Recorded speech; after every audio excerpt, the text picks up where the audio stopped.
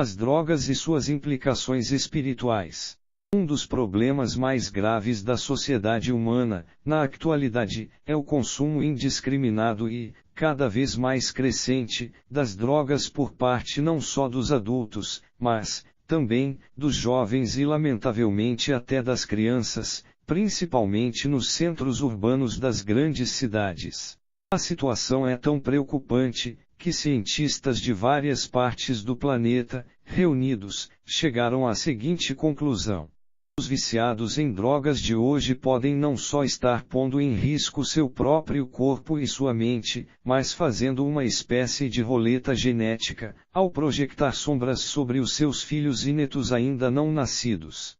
Diante de tal flagelo e de suas terríveis consequências, não poderia o Espiritismo, doutrina comprometida com o crescimento integral da criatura humana na sua dimensão espírito-matéria, deixar de se associar àqueles segmentos da sociedade que trabalham pela preservação da vida e dos seus ideais superiores, em seus esforços de erradicação de tão terrível ameaça.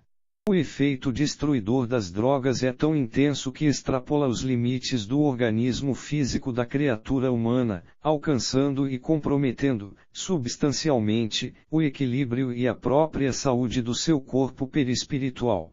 Tal situação, somada àquelas de natureza fisiológica, psíquica e espiritual, principalmente as relacionadas com as vinculações a entidades desencarnadas em desalinho, respondem, indubitavelmente, pelos sofrimentos, enfermidades e desajustes emocionais e sociais a que vemos submetidos os viciados em drogas.